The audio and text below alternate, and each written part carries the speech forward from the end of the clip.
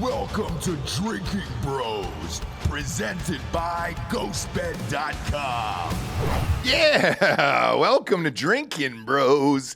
Kids, happy Easter. This is coming out on Easter. We record these Sunday night shows on Friday, however, so we can booze, have some fun, have some laughs. Hopefully you guys had a great Easter and a great Masters. I'm going to call this now on a Friday. That's Delco Dan did not win the Masters, and it's all over.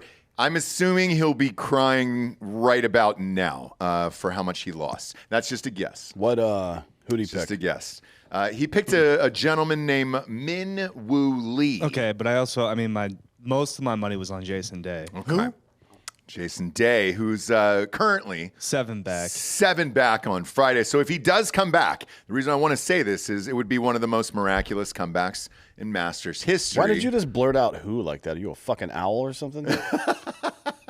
Well, Register's trying to change his bet right now. I'm not. No, he's not. The card is in Drinkin' Bros Sports. It is. But if you watch the episode, Yep. he looks to camera, and there's like a slow push, even though there's no cameraman. It seems to zoom in on Delco's face, and he's like, "Bet Min Woo Lee. If I have told you anything in my life, it's this right now. It's Min true. Woo All Lee right. That's true. For the Masters. Find a new Giorgio slant, is true. bitch.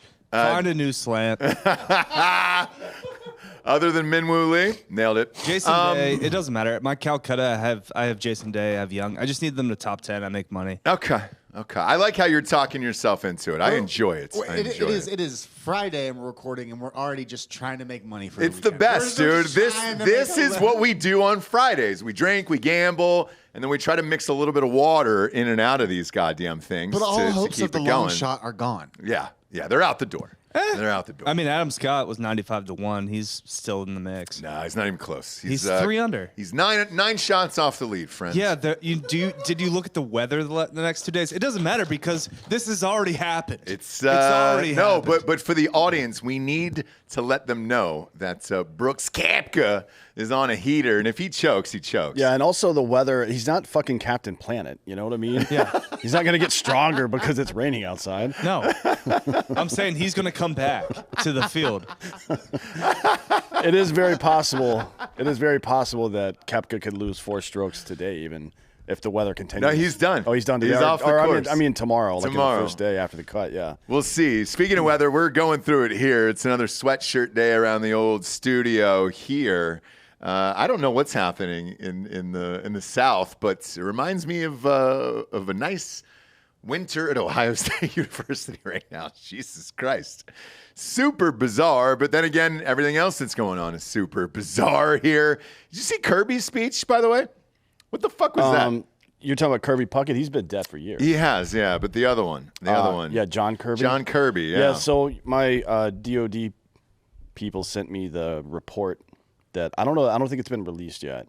Okay. Are you allowed to talk about it? Yeah, I don't give a shit. Because I watched the interview, and Peter Ducey said, so who's getting fired over this? Yeah, I mean, so unsurprisingly, most of the review that they did was to blame Trump. They don't acknowledge a couple of things. They don't acknowledge... And this is all for the pullout in Afghanistan. Yeah. And a bunch of different agencies did after-action reviews. And we'll get to that in a moment. But they didn't acknowledge that Bagram Air Base was both abandoned by us for no apparent reason, and also that we lied to the president of Afghanistan about that, so he wasn't able to backfill those positions with any kind of military force. We didn't acknowledge that, which I did this story, 2-3 days after it started? Yeah. That 40% of the country had already been taken over by the Taliban at that point. So this idea that we didn't know it was going to fall that quickly that's a lie. Every bit of this has been not just incorrect. It's one thing to be wrong. It's another thing entirely just to make shit up. And this is one of the worst things I think I've seen out of the Department of Defense. I mean, this is full on Baghdad Bob style. Remember that guy? You guys remember Baghdad Bob? Anybody? Yeah. Bob does because he was named after him. He was doing a press conference one time. And he said that U.S. forces were getting pushed back, and you could see Abrams tanks in the background driving down the freeway. Yeah. You know what I mean? Yeah. It's like, all right, dude, cool. So he said he made a number of alarming statements. One was that he was like, people were talking about all this chaos. I just don't see it. Like, oh, cool. You didn't see the 13 fucking people that got killed? What about the Afghan people fucking falling off of a moving aircraft trying to escape that place so they don't get their heads cut off? Dude, remember that? There was like 50 or 60 of them hanging onto the wheels, the 200. wings. I mean, it was Pull up the nuts. Well, let's play some of the clips from this piece of shit first, and then I'll Kiev on his chest a little bit. Yeah, Kiev all over this guy. Go ahead and play that, Bob, because I mean, which they one did do you take want? questions. There's like a You million can of start them. with that one. Go ahead, Yeah, fire this away. is- Fire away. It's a Friday. Let's enjoy ourselves. Okay. On the last page here, you note that the speed and ease with which the Taliban took control of Afghanistan suggests that there was no scenario except a permanent and significantly expanded U.S. military presence that would have changed the trajectory. I wonder, what is your message to the veterans, to the families of the fallen, who may read that and wonder, what was the point? The president said many times that the mission that we originally were sent in to Afghanistan for was accomplished a long, long time ago. Remember, they were ordered in under President Bush to avenge the 9/11 attacks and to go specifically after Osama bin Laden and al-Qaeda. And decimating and degrading al-Qaeda's capability in Afghanistan was a mission that we accomplished a long, long time ago. And over time, the president has talked about this, the mission in Afghanistan morphed into something it wasn't intended to originally be. That doesn't, just because the mission changed over time under previous administrations and leadership and scenarios, doesn't mean that anybody who served in Afghanistan doesn't have something to be proud of, doesn't have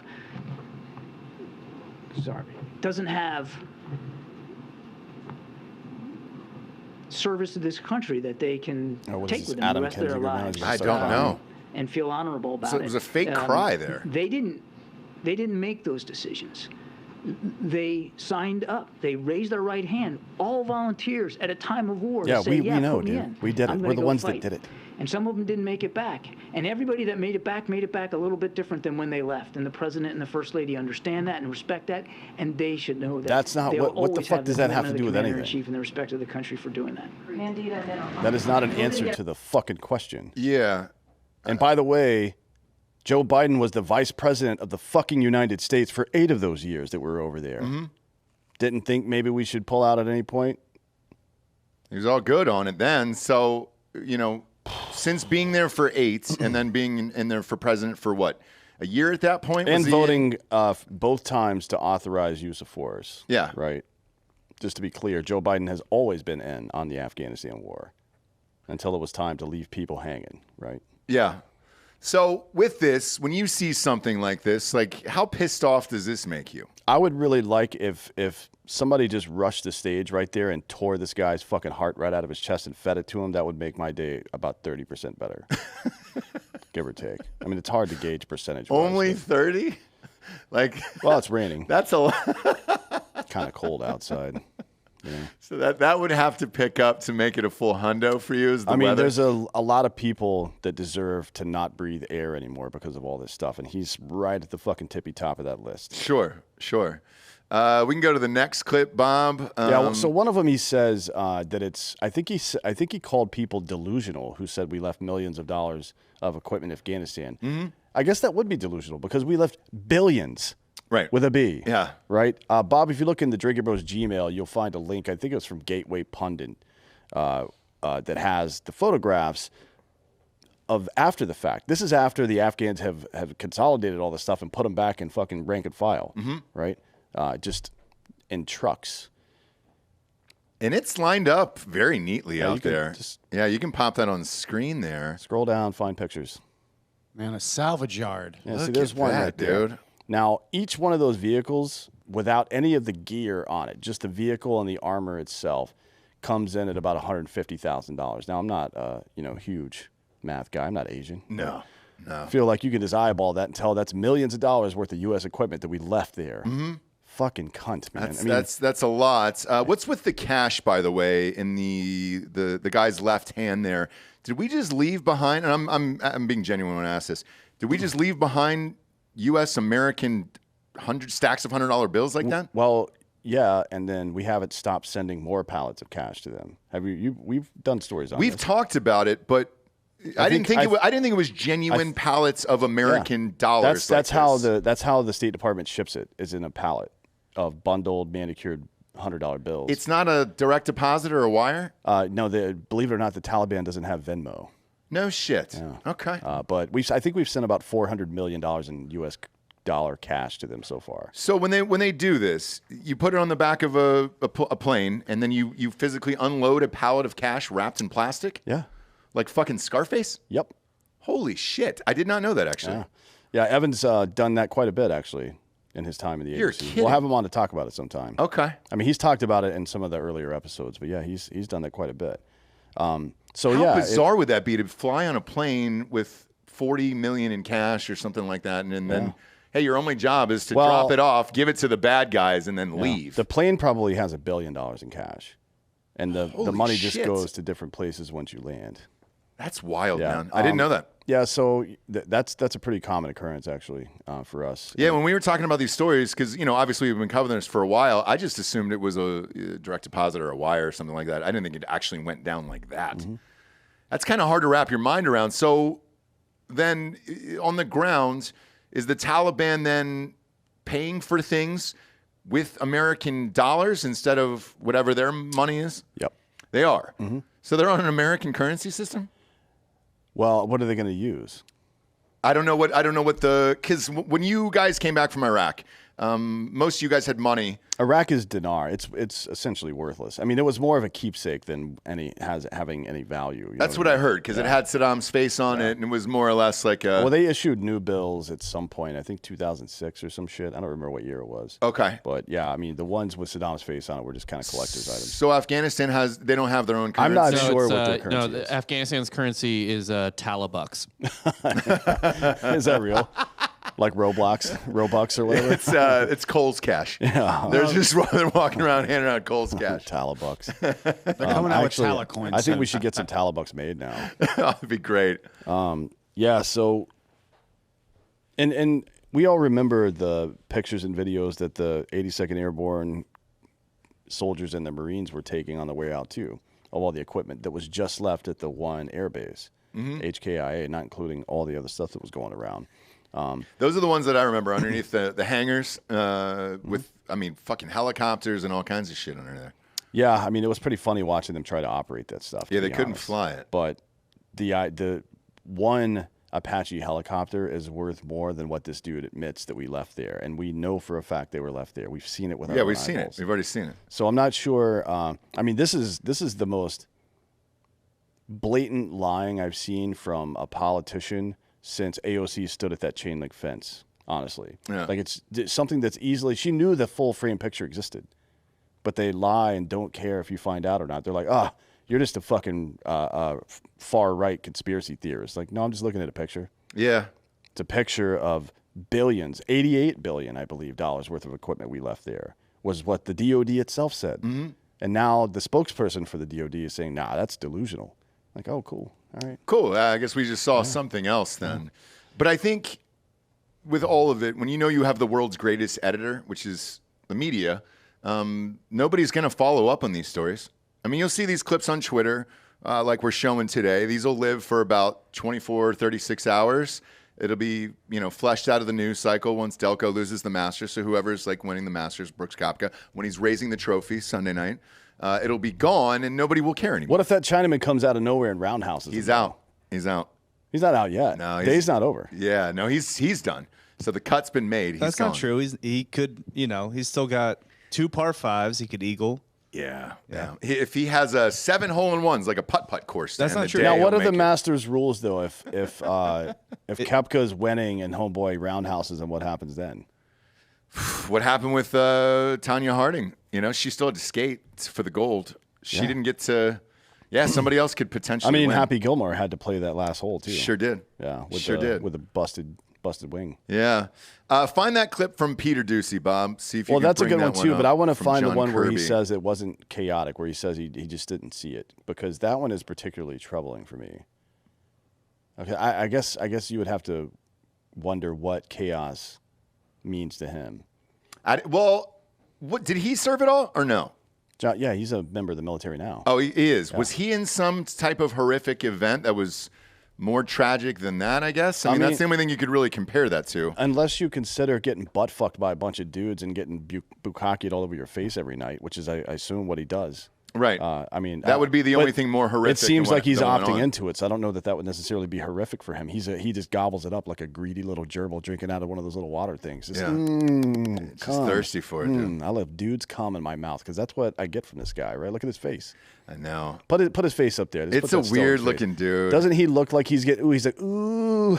This is the guy, cum, baby. During Father-Son weekend who accuses the housemates of cheating during poker. You cheated. I got the $15 during Pinochle. Look at him. I mean, he's just begging for it. Please. I know. Just leave it on my face, Daddy. Play this clip, Bob. Get planes coming in and getting them loaded, have medical screening, have security vetting, have diplomatic presence on the ground to make sure that we're putting the right people on planes, but also defend that airport from external threats. That's pretty remarkable. And so for all this talk of chaos, I just didn't see it. Not from my perch. Stop it right there. Now find a video of the Afghan people falling off the side of a fucking moving aircraft, because that to me seems a little chaotic. Yeah, I've ridden on a lot of planes. I've ridden on a lot of civilian planes and a lot of military planes as well. Did they ever ask you to ride on the wing?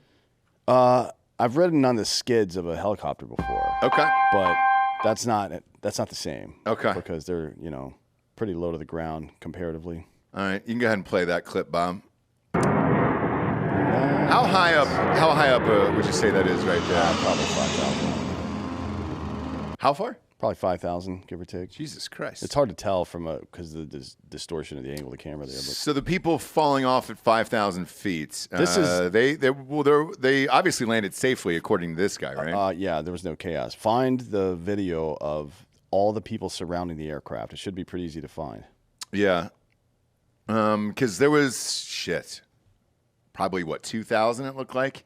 On the airfield? Yeah, probably. I mean, it's hard to tell because it's a And then everybody was trying to grab onto something. Yeah, there it is. Yeah, I remember showing this when it happened. No free ads. No free ads for Robach there. I don't know what that is, but they I don't either. Black quarterback, so it's very progressive. It sure is. It sure is. Or actually not. We've had black quarterbacks for 50 years. Yeah, so this is not chaos. People getting run over by the aircraft. Yep. People grabbing onto the wings.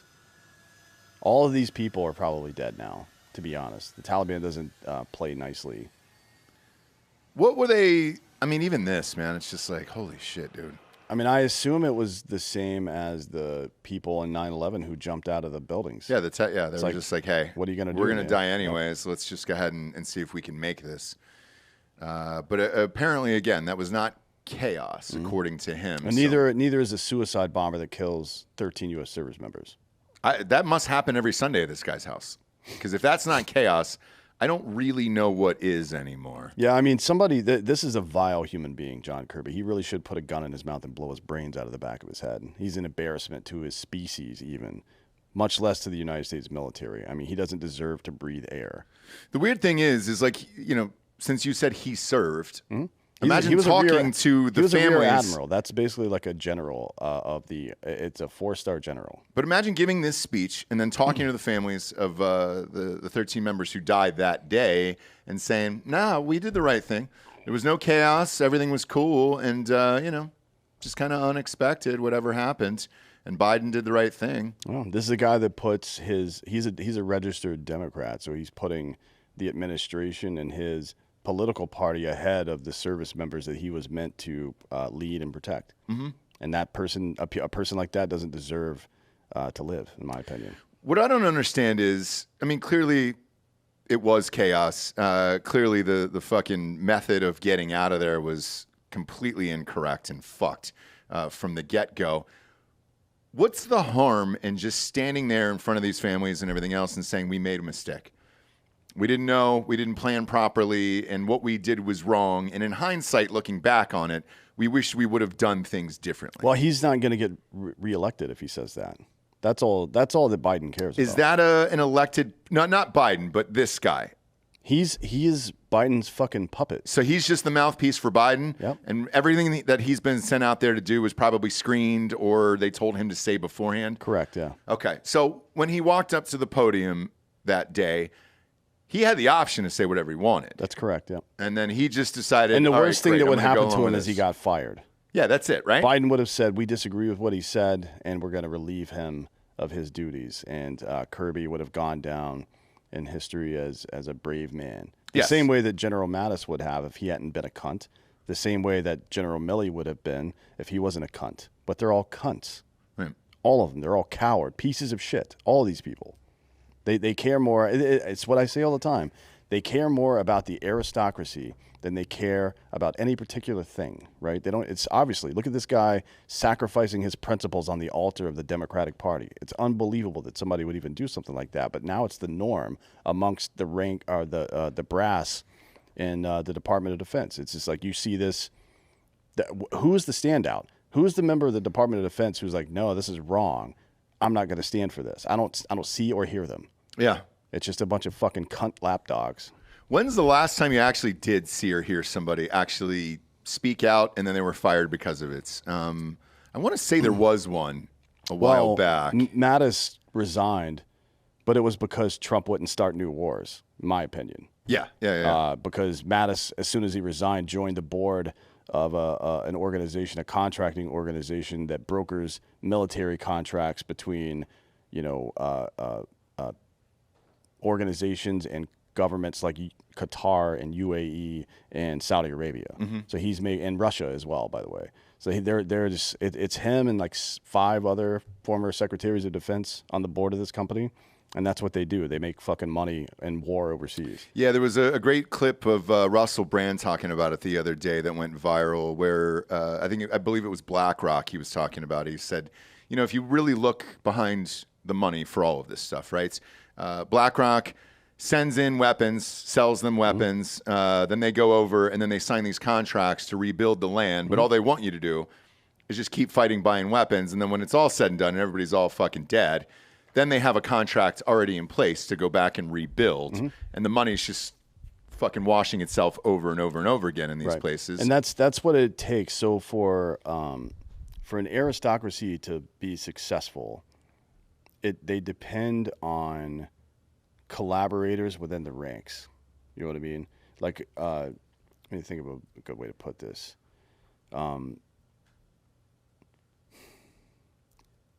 You can't really be everywhere all the time, right? Mm-hmm. We know that. It's like if you want to control the population, then you need collaborators. So how you do it? I guess weaponize the fear and weakness of people in positions of authority against the population. Like you give them the tools they need to suppress people, and it makes them feel special and it makes them feel powerful. And those are the people that you really have to watch out for. I mean, it's like the Who's the worst in our lifetime? Dick Cheney, probably. He was, yeah. But he's kind of small potatoes compared to what BlackRock's doing. Yeah, frankly. Yeah. Yeah, it's hard to say on that. I don't know. Because it just keeps going year after year after year. The last one, Bob, if you can pull up that clip on Twitter of Peter Doocy there asking him who's going to get fired over this. That was the most fascinating one to me at the end of this that kind of ended this presser. Who's going to get fired over this? Peter, the purpose of the document that we're putting out today is to sort of collate the chief reviews and findings of the agencies that did after-action reviews. It's not the purpose of it is not accountability. It's the purpose of it is military leaders. Purpose of it is to study, lesson, learn. You learn. admit that the intel was bad. So how can President Biden ever trust when they come into the Oval Office with the PDB that anything in there is legit? What I said was that intelligence is a mosaic. What if the mosaic, all the pieces are incorrect? What I said was intelligence is hard business, and they get it right a lot too. There were some pieces here that weren't accurate, and we're being nothing but honest with you and the American people about what those inaccuracies were and how they shaped some of the decision making that was laid before the president and the questions that he asked. This document and this effort isn't about accountability today. It's about understanding. And I would also add that as I said to Ed, the review process isn't over. This is the next muscle movement in what will be a long process to better understand and comprehend and adjust to what we learned and what we did in Afghanistan. But it doesn't seem like after the country has had a couple months to review this, and as the government has, people don't have an issue with the decision to order troops out of Afghanistan. It is with the way that this president ordered it done. There were children being killed. There were people hanging off of Air Force jets that were leaving. And you're saying that you guys are proud of the way that this mission was conducted? Doesn't mean of that? Proud of the fact that we got more than 124,000 people safely out of Afghanistan? You bet. Proud of the fact that American troops were able to seize control of a defunct airport and get it operational in 48 hours? You bet. Proud of the fact that we now have about 100,000 Afghans, our former allies and partners, living in this country and working towards citizenship? You bet. Does that mean that everything went perfect in that evacuation? Of course not. I've talked about it from a different podium. The after-action reviews are now being reviewed by members of Congress, which will lay out things that could have gone better. Nobody's saying that everything was perfect. But there was a lot that went right.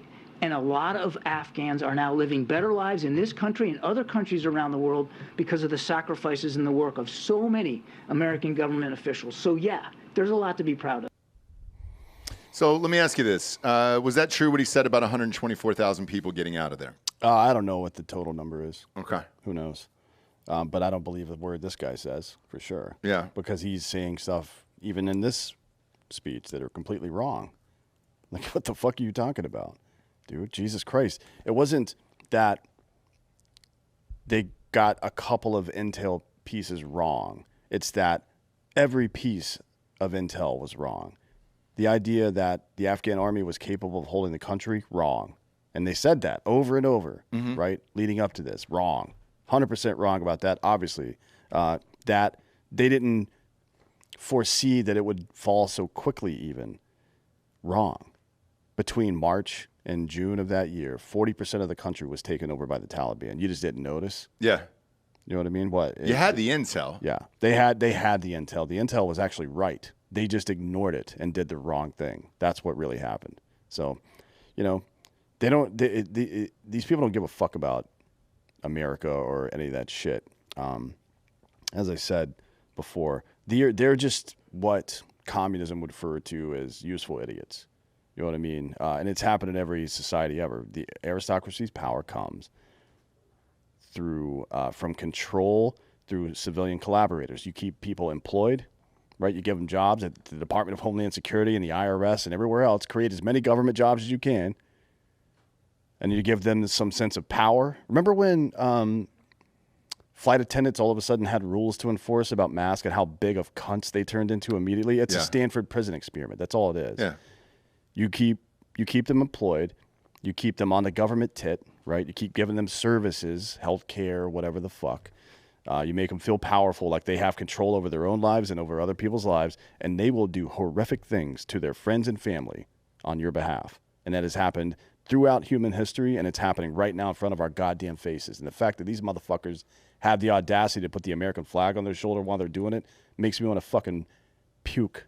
It's the most disgusting shit I've ever seen in my life. And none of these people deserve to breathe another fucking, take another breath. That's funny you bring up the Stanford experience. I remember being on a plane with my 2-year-old, and, you know, you're kind of 6-8 months in at that point, so you got a chance to feel some of that power that you were talking about. And they were trying to get my 2-year-old. They were like, hey, his mask is not on. His mask is not on this plane. And I was like, lady, I don't even know a mask that's big enough for a 2-year-old. You know what I'm saying? And I go, can you provide one? Because I know you guys have some.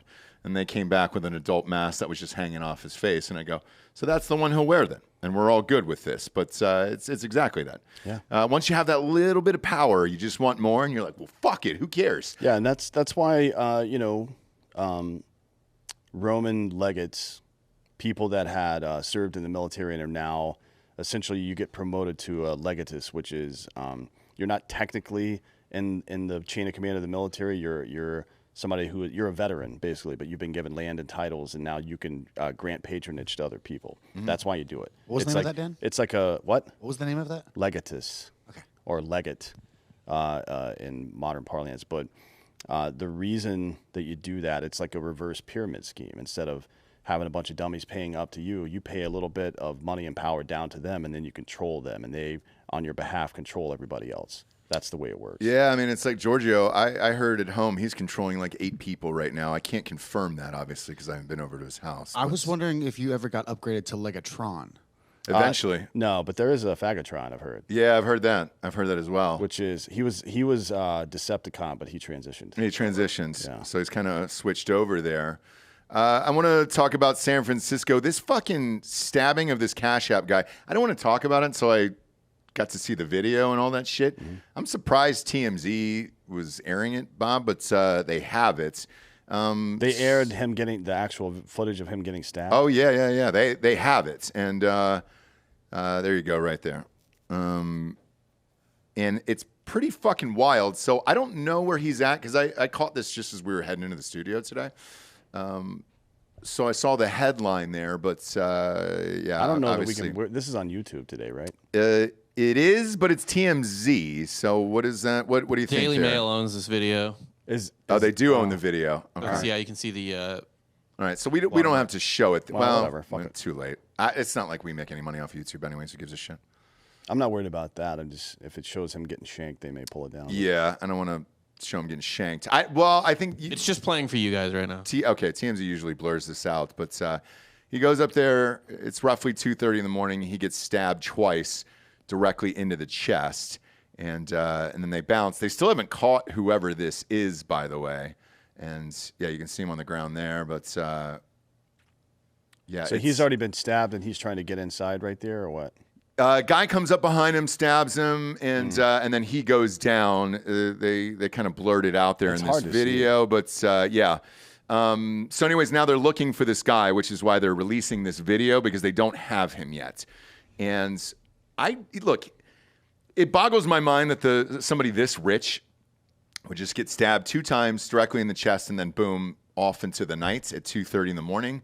I don't know if there's anything else to this, but as far as the facts of this case go, he'd flown in. He's got 2 young daughters, and he'd stayed an extra day to be with them before he had gone back back for some business event or something. And then he goes down here. But in the meantime, he does get up and he's staggering down the street. He calls 911, and then he does stop a car that's coming by, and he lifts up his shirt and he says, "I've been stabbed twice. Can you please help me?" And they zoom off. The car zooms off as well. I mean, in San Francisco, you probably thought he was a crazy person. That's what I thought too when I read it. Can you put the video of him getting stabbed up on the full screen here so I can see it? Yeah. Or would that be tough? Well, it's just you can't see much. I'll put yeah, it up because again. they blur it out, so that's the problem. Is yeah.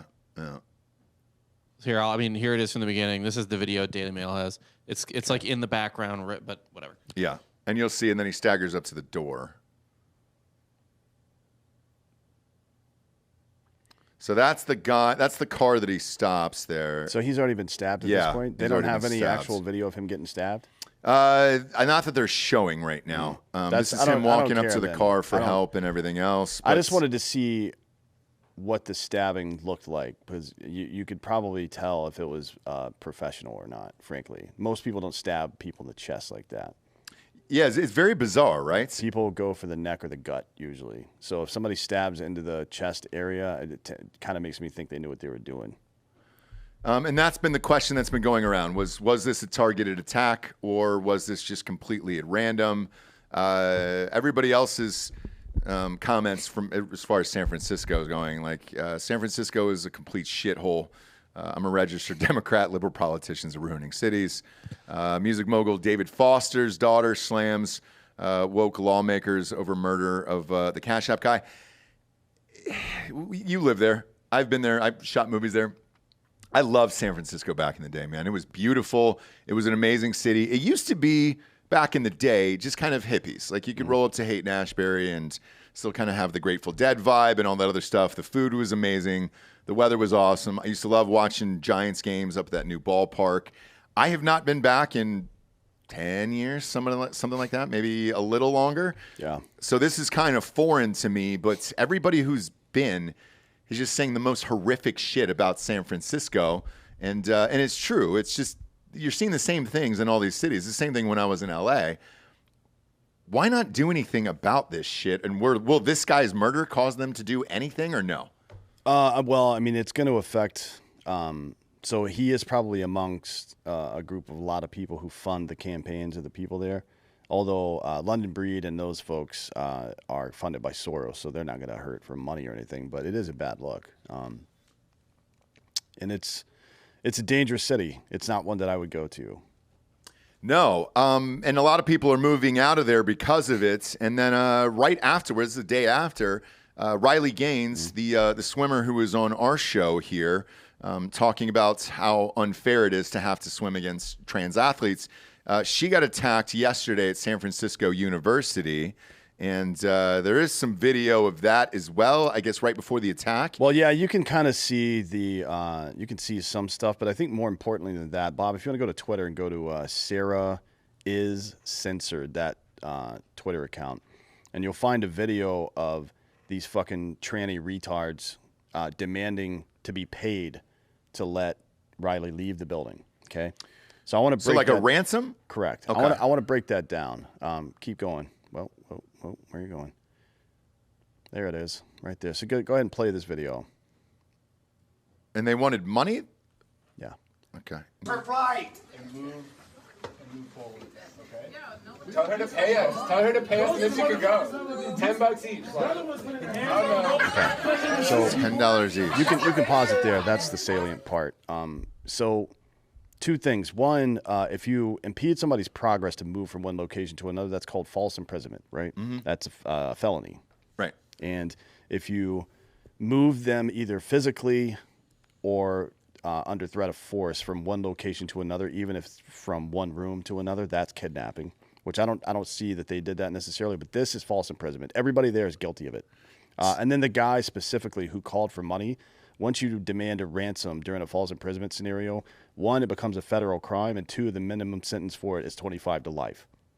So with nobody was arrested. Well, so actually the police said they released a statement a couple hours ago, so they are looking at this video and then trying to find these individuals and then determine charges now, since this video has been released. Well, I told you what the charges should be. Right. So we'll see if it actually happens. Everybody there should be charged with false imprisonment. And the guy who's yelling for money should be charged with demanding ransom, escalator, and given 25 to life.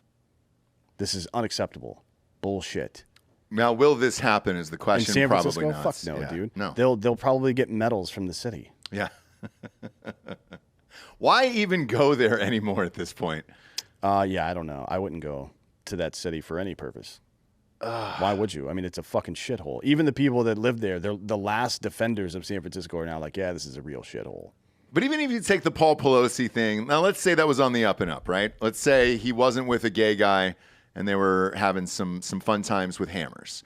Even looking at that, that's the highest political position there is, right, in California. And that's somebody's husband who got beaten in the fucking face with a hammer, whether it was his gay lover or not. She's definitely the most popular politician there. Right. And if they're not safe, who the fuck is safe now? The founder of Cash App isn't safe? Like, well, you're no. fucked in that city. Who's the only people that are safe, and this has always been the case, are the people who are capable of defending themselves.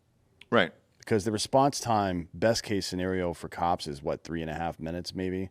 And that's best case scenario. You're probably looking more at around 15 minutes at an average.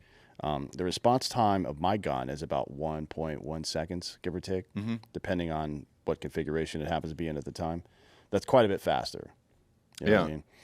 And you also just, we're going to run into this again. It's the last bastion of people in L.A.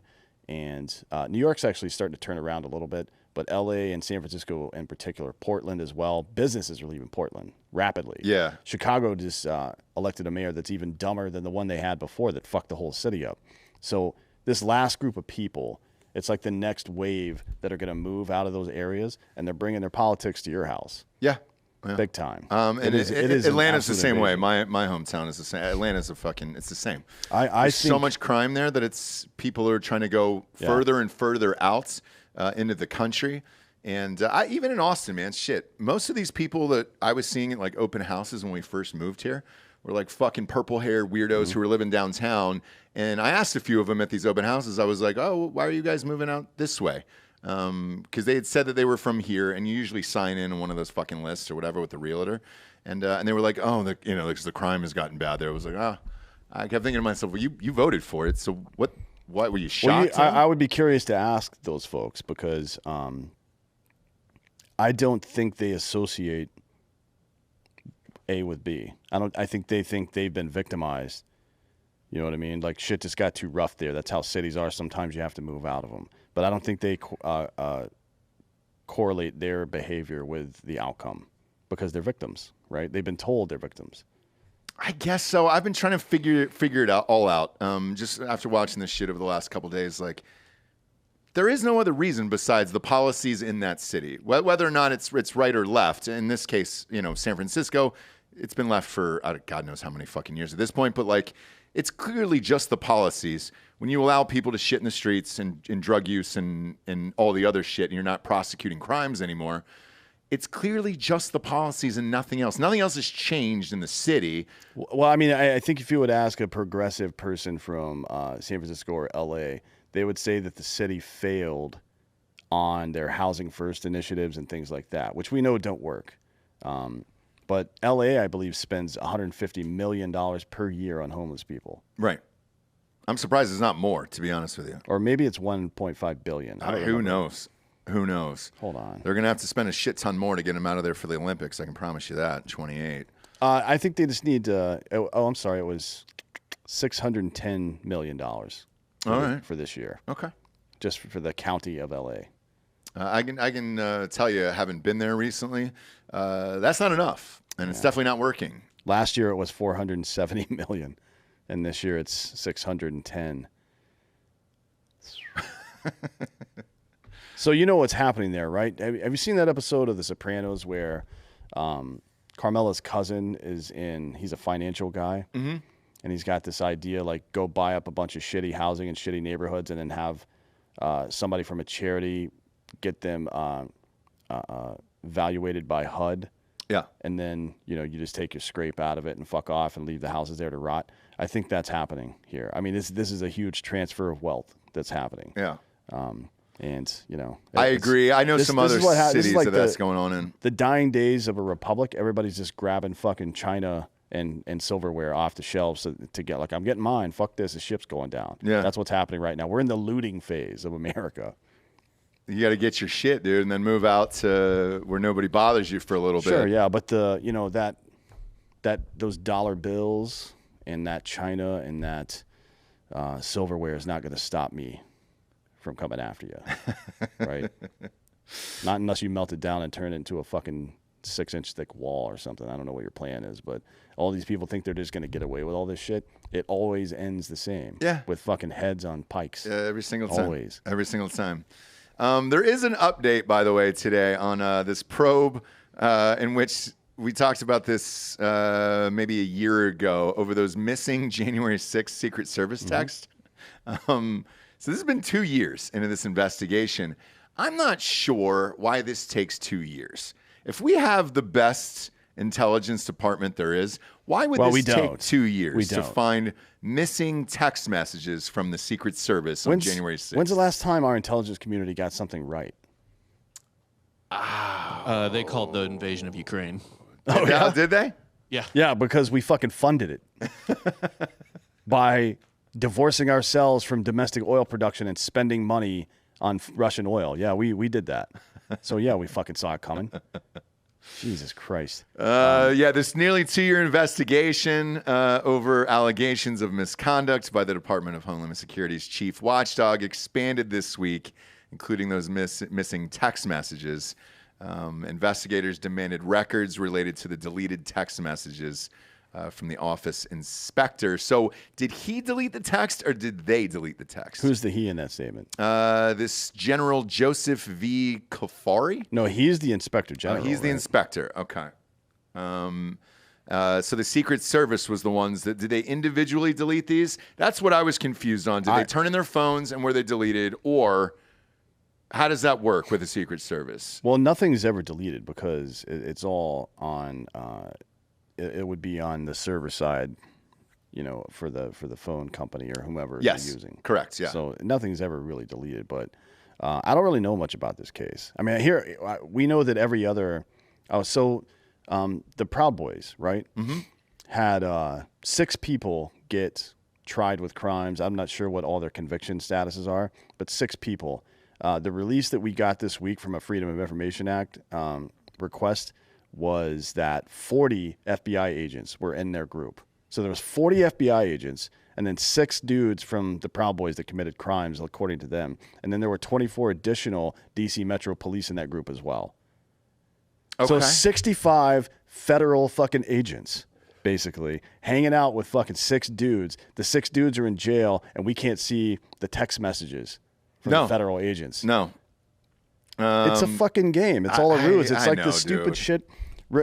Everybody forgets about this stupid cunt governor in Michigan who almost got kidnapped, right? Yeah. There were 8 people in the room. 2 were federal agents. 2 were federal witnesses. Nobody said anything about it. You're talking about Big Gretch, dude. Yeah. Gretchen Whitmer. So, I mean, don't believe anything you hear from anybody, really. I know, dude, but it makes you fucking crazy. I've said this before. It makes you feel crazy about all this shit. Oh, I don't feel crazy. I expect to be lied to by the government. Being happy in life is all about setting and managing expectations. So I'm with you on that. But my problem is when everybody else goes along with it because they see or hear whatever it is and they're like, no, but I saw and I read that. That's not what happened. Well, think about how bold they can be and get away with it. I mean, Kirby is just straight up lying to people. Yeah. Yesterday we talked about multiple cases of people just lying about shit. And today the New York Times runs an article about the Nord Stream pipeline, which we blew it up. Yeah. The agency, the Central Intelligence Agency, blew up the Nord Stream 2 pipeline. And this is the headline from the New York Times article.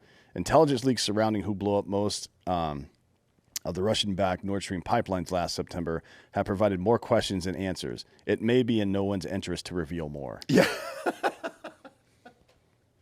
A news organization saying, hey, dude, I'm not going to report on this anymore. That's your job, is to report the actual news. Now, this is the same attitude they took towards the Hunter Biden laptop. You remember NPR just straight up said, we're not going to give airtime to something we don't think is credible or not credible. They said interesting. Oh, yeah.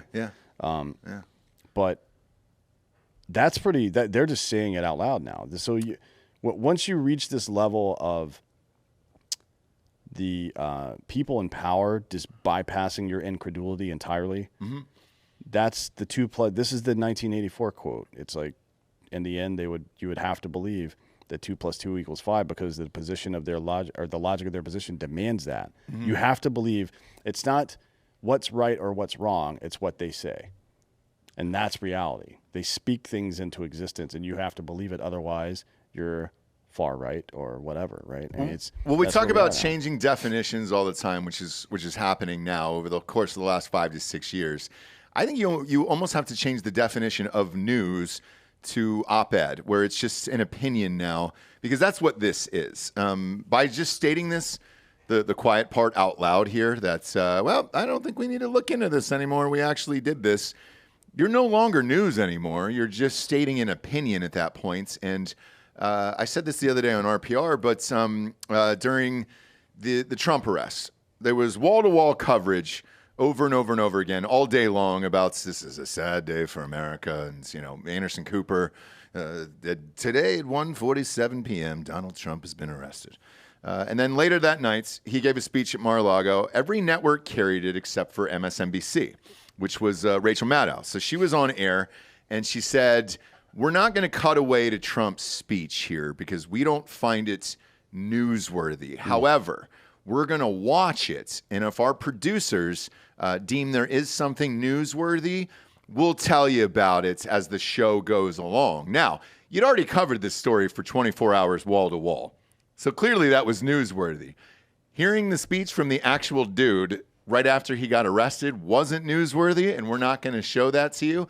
You're just an opinion at that point. You're not a news network anymore if you don't want to hear the person who got arrested and what they had to say. Even a fucking murderer. Like, I still want to hear what they have to say in court, where I'm like, all right, why did you do it? Yeah, George Carlin used to do a good bit on this. He was like, I hate editorializing in news. So the New York Times would run an article like, brutal dictator killed. Mm-hmm. It's like, okay, just write dictator killed and then write what he did, and I'll decide if he was brutal or not. Right. Because that's how that's fucking supposed to work, right? But Rachel Maddow has been right about a lot of stuff. So she said that if you get the vaccine, it stops here. Yeah. You don't transmit it, and you can't get it. Yeah. Right? She was totally right about that. And so I just feel like we should trust her, you know? I think we're all good. Yeah, she looks like Gumby.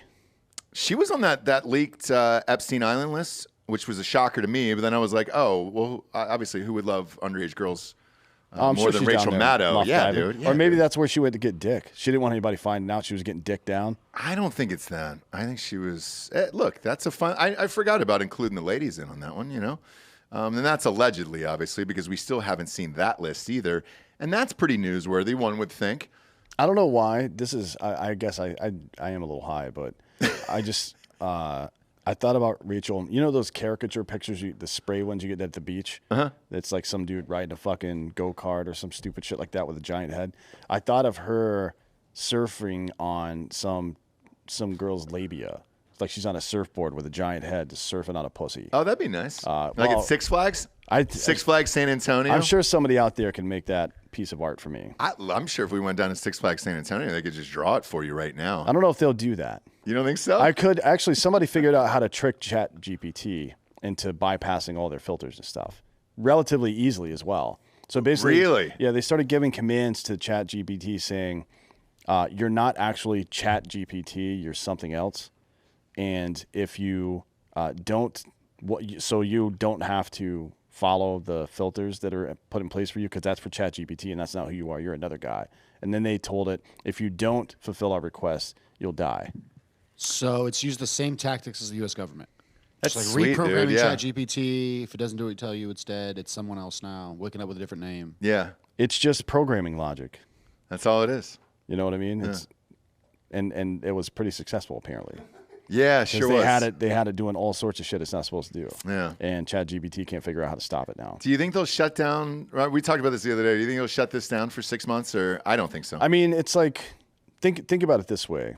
Your house is on fire, and outside there's a bunch of people fucking blowing shit up. Yeah. What do? We'd either burn to death or go outside and get blown up. Because that's the predicament we're in right now. Kind of. Yeah. Either Kind of. society's going to collapse and we're all fucked, or AI is going to fucking butt rape all of us. A dog will be one of those Boston Dynamics dogs will be just knocking at the front door.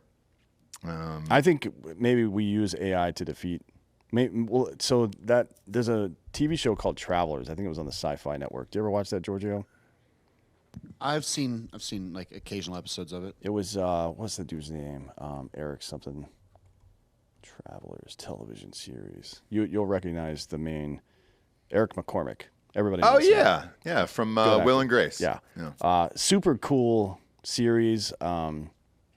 I really enjoyed it, but it's about people getting. I don't want to ruin it for you, but there's an AI involved that kind of runs the show, and I think maybe we should do that. Just put AI in charge, because how much more could they fuck it up than we're doing now? At least sometimes when things aren't going right, you switch up the lineup a little bit. Sure. You move Ronnie Acuna up to fucking the one hole and see how he does. It's worked out pretty well for us. It's worked out pretty good for the old Bravos these days. But yeah, it's certainly getting fucking weirder and weirder as it continues. And to that point, I was on a Drudge Report because we have to read a bunch of shit before we come on and do these shows.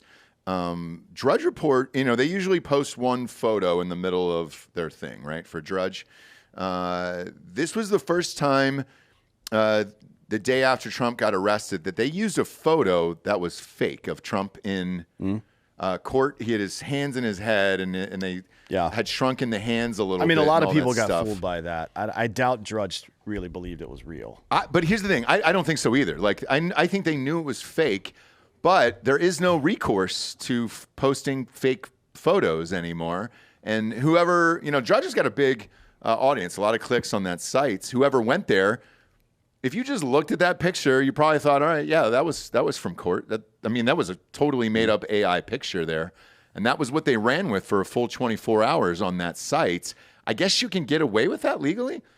Well, if I'm Trump, though, couldn't you just sue and say, hey, dude, this picture you posted is fake? Like, I didn't bury my head in my hands like that. You've got to show damages, right?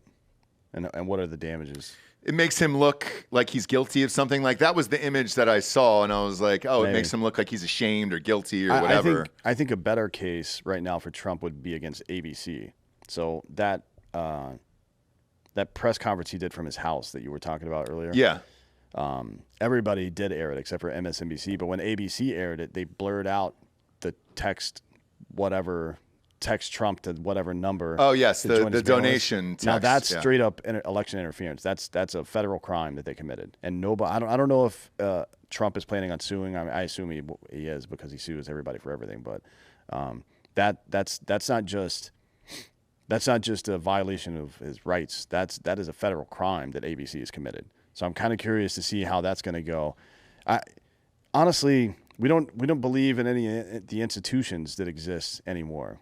Like, does anybody trust the Department of Defense, the Pentagon, to get stuff done, to tell us the truth? Does anybody trust the intelligence community? Does anybody trust the FBI to adjudicate the law properly? Does anybody trust the federal court system to do that either? I don't. No, and I don't know many people that do, frankly.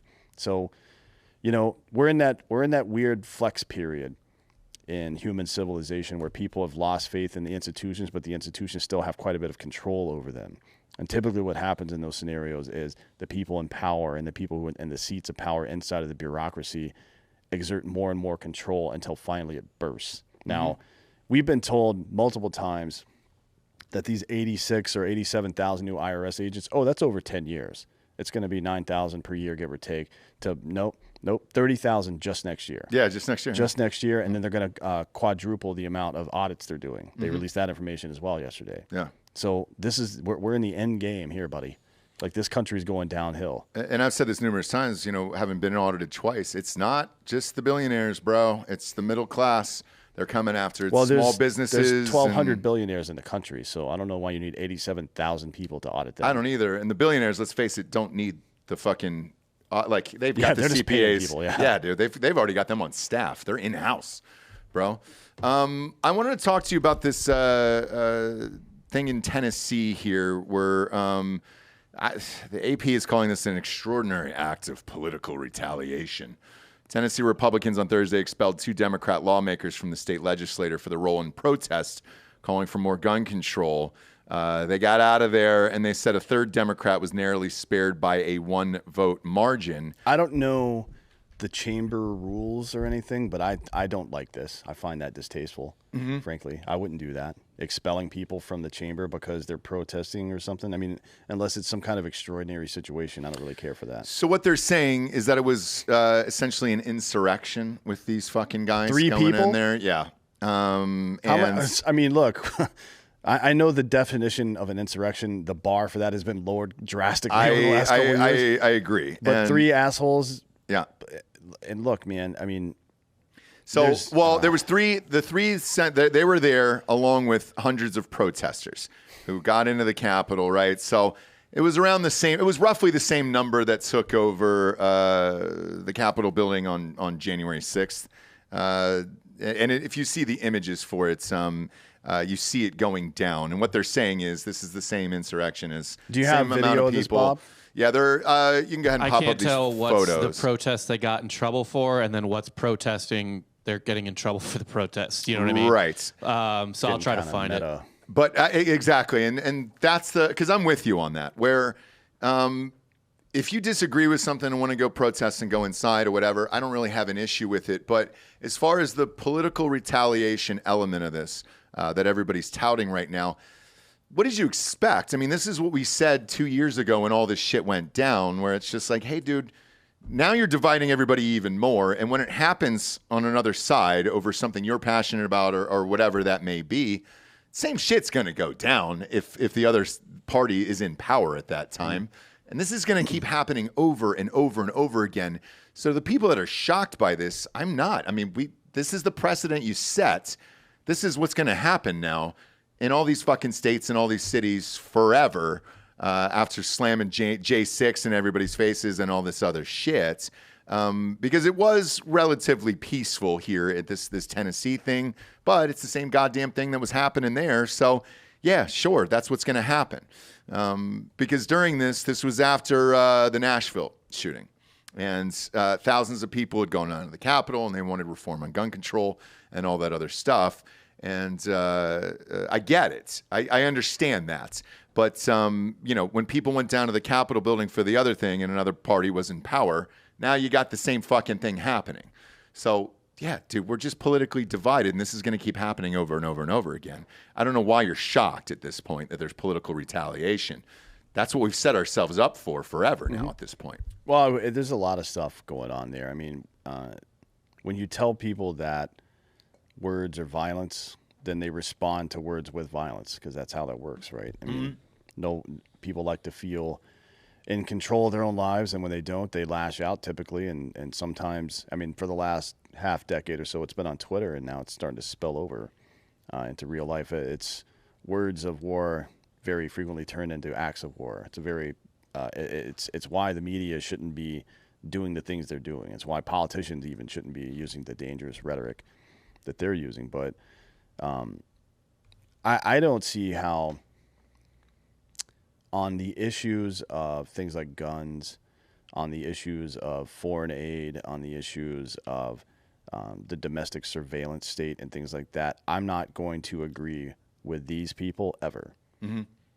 So at what point do you decide you're in a loveless marriage and it's time for it to end? You know what I mean? I think that's far better than spending another decade together for the kids' sake when you're just at each other's throats all the time, frankly. Yeah. But as far as, like, because I've said this, a bunch in the last few months, I think we need a great reset as far as our political system is involved, but I don't know how you get there without an all-out... Well, a convention of states would be the only real solution. Right. That's a non-violent solution. Right. That or secession of certain states. But if Texas... It would be interesting to see. There's a pretty active Texas secession movement, and they've checked a lot of the boxes that you need to check. It would ultimately come down to a vote. I don't think it would pass, frankly, because I think people are scared of something like that. But,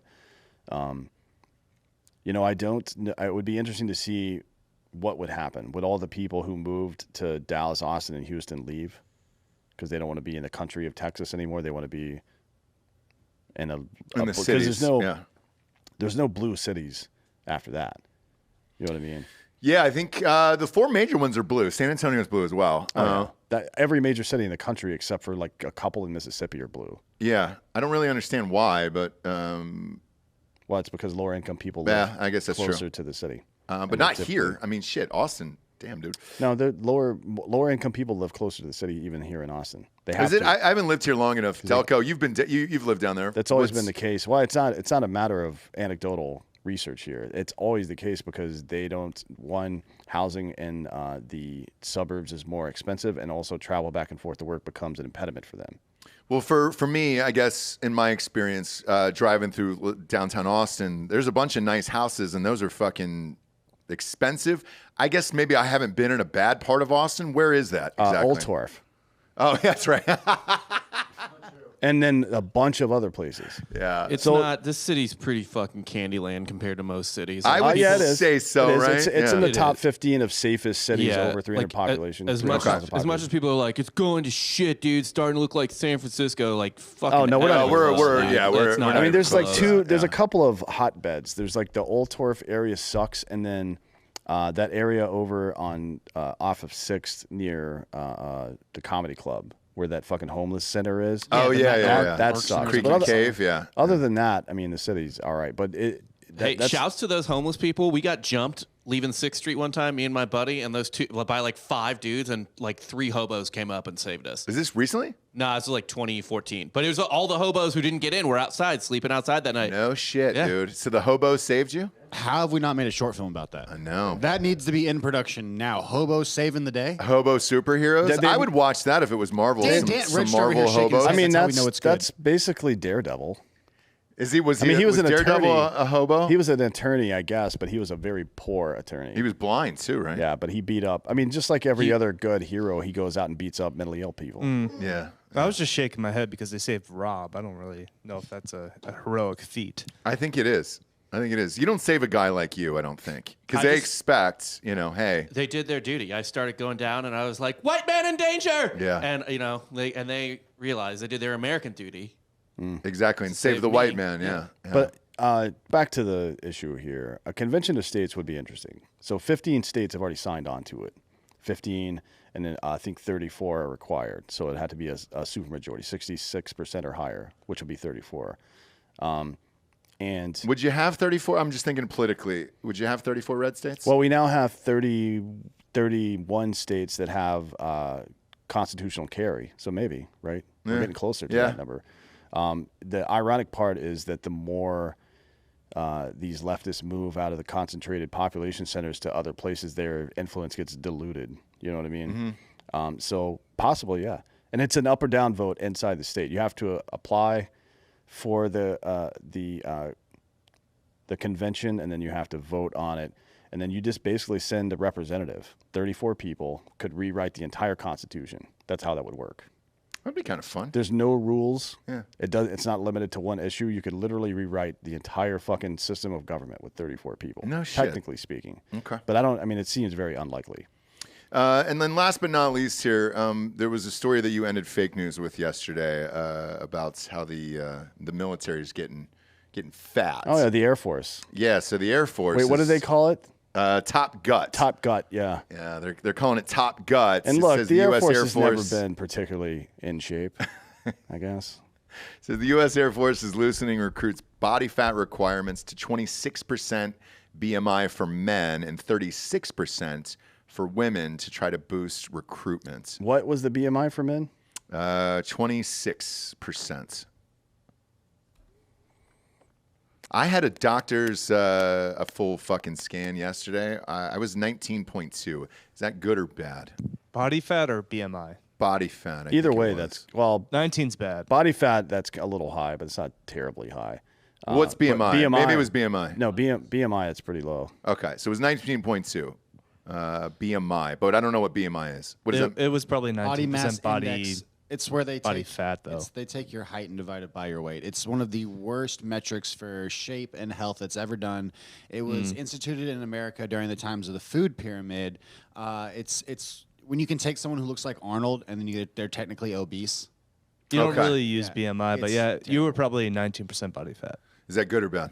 That's not great. That's decent. It's for it's someone below average, to be honest, in America. Okay. And for someone who's came out of a recent coma, high stress life, 19. But it doesn't matter because because it's a completely nonsensical fucking number.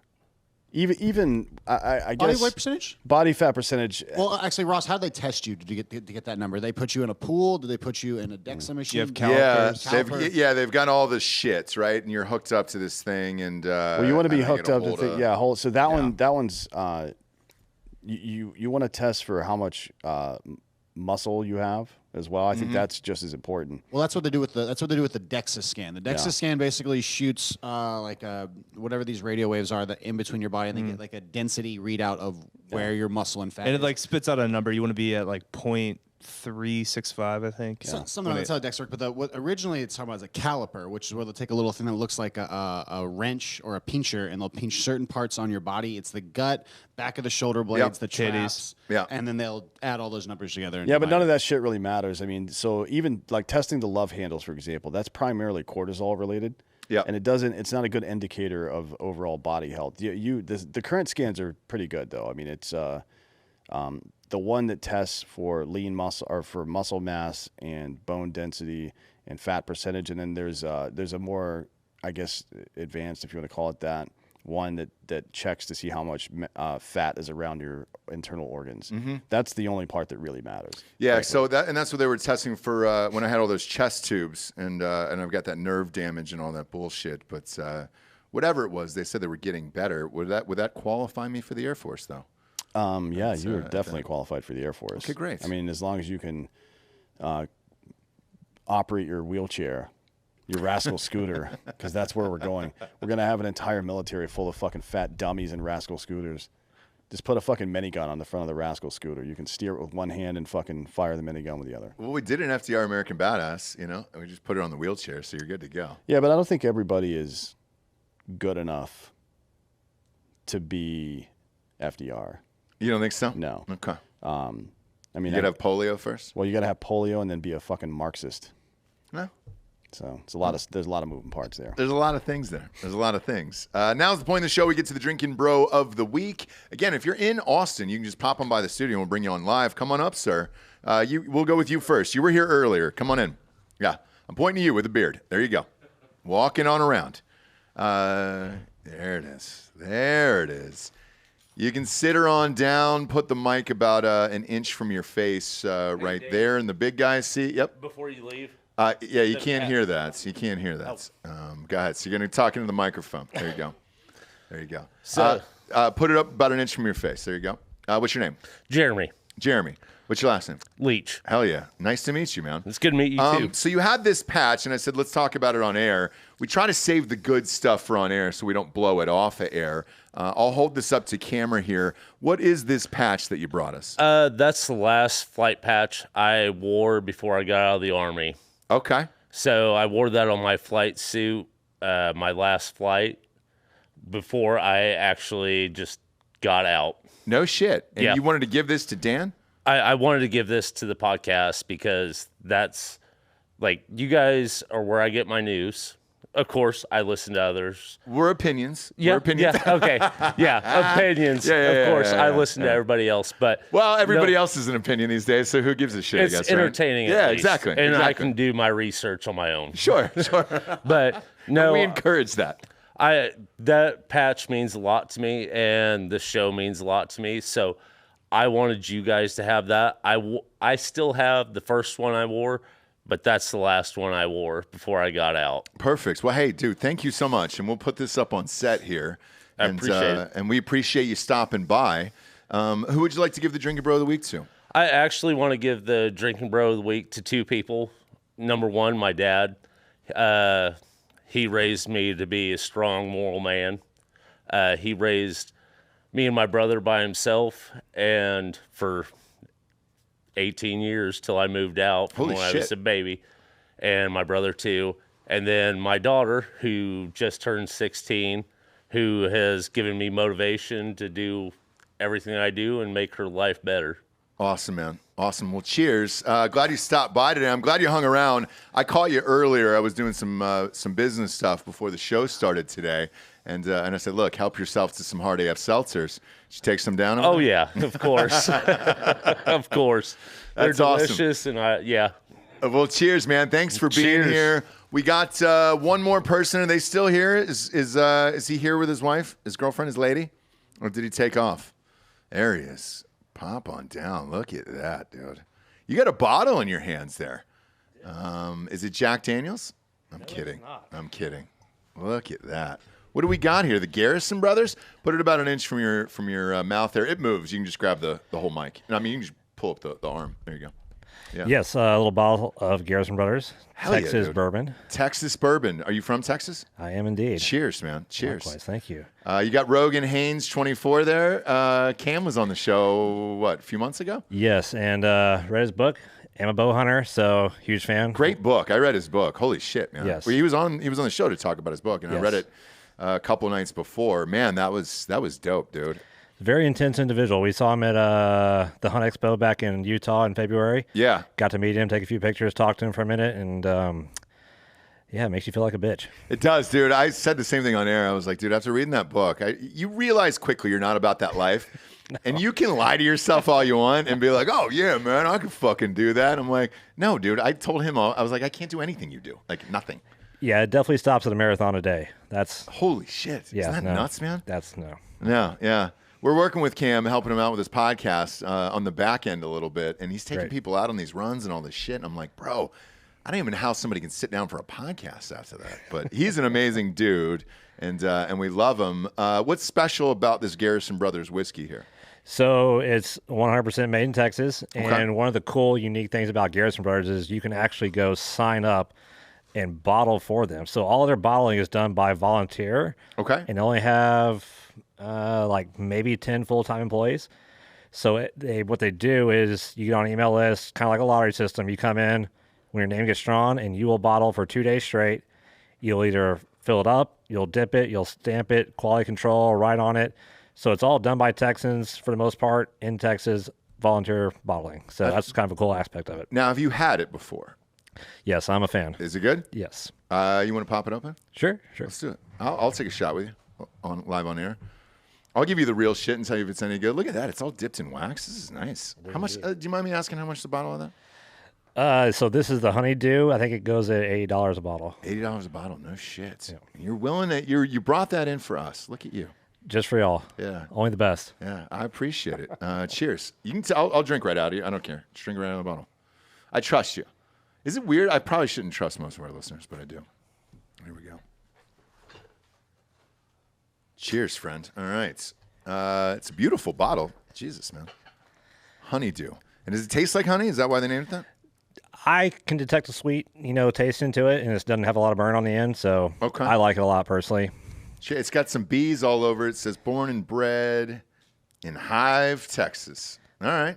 Or High, Texas? Hi, yep, hi. Oh, Hye. There we go. All right. Cheers, man. I'll try some of this live on there.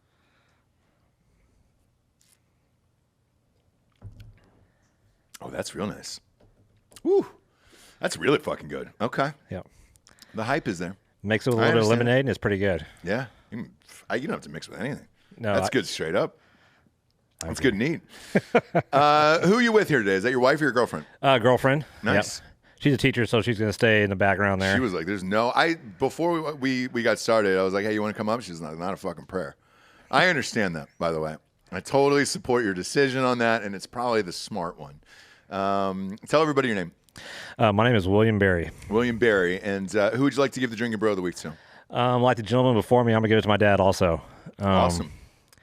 I wouldn't be who I am or where I am today without him, and I owe him all the success I've had, all the opportunities in life, and he's made me into who I am, and just allowed me to go and do and to experience work, set me up for life and success. And even he just turned 70 this year, and he's still the hardest working person I know. He would outwork me at 30, even though he's over twice my age if he wasn't that old. But yeah, he's got the motor and the drive, and he has a vision for business and life and making money, and he's just awesome. And like I said, I wouldn't be where I am. My mom wouldn't be the position she's at, and so we're very fortunate to have him in our lives, and beyond thankful. That's awesome. A lot of people give it to their father, and it's good because at least you were raised correctly, right? Yes, sir. If not, then it's like, oh boy. Yes, and the lack of fathers in today's society is very evident. It's a lot. It's a lot, man, and it's getting worse. It's getting worse out there. But cheers. Cheers. You guys gonna have any kids?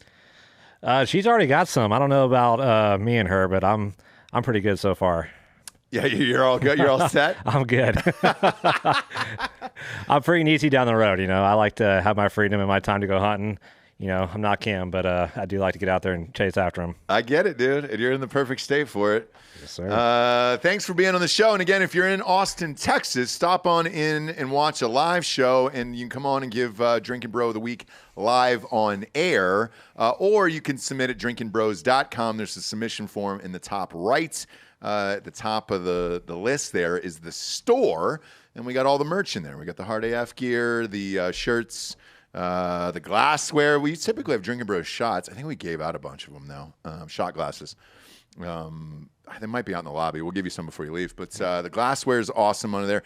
And best of all, not 1 cent of the proceeds go to Ukraine, which is nice. We appreciate you joining us. Go to iTunes, rate the show a 5-star, and leave a quick review. Also, head on over to Spotify. It's just a 5-star, and you can walk away. For D'Anthony Holloway, I'm Ross Patterson. This is the Drinkin' Bros Podcast. Good night, everyone.